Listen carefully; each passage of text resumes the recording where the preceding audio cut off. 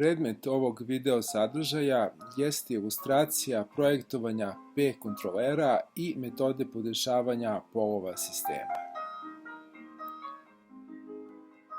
Ilustrovana je struktura pozicionog servo sistema sa jednosmernim motorom.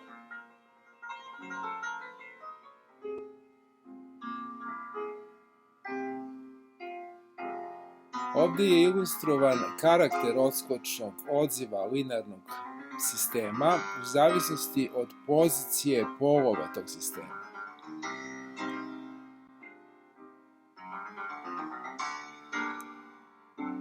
Zatim ilustrovali smo model jednosmernog motora, iskorišćene su vrednosti parametara iz kataloga proizvođača da se odredi matematički model.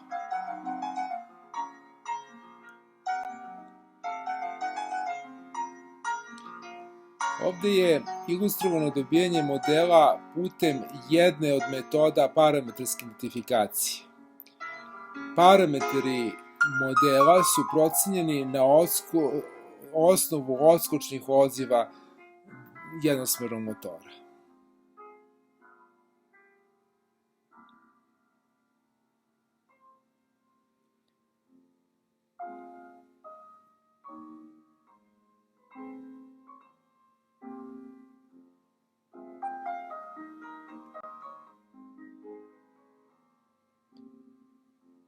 Ilustrovano je određivanje pojačanja P regulatora kroz 3 koraka u programskom paketu MATLAB. Pod 1. Definisanje modela jednosmernog motora. Pod 2. Crtanje geometrijskog mesta korena sistema, odnosno pozicija polova sistema u kompleksnoj ravni u zavisnosti od promene pojačanja P regulatora. I pod 3. Bira se pojačanje koje daje adekvatne polove sistema i sprovodi se simulaciona provera rada sistema. Komanda koja koristi Padeovu aproksimaciju jeste aktuelna jedino ukoliko objekat upravljanja sadrži čisto vremensko kašnjenje.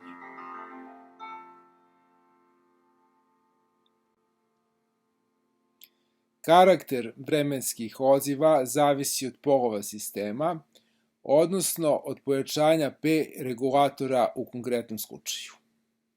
I to je ovde ilustrovano.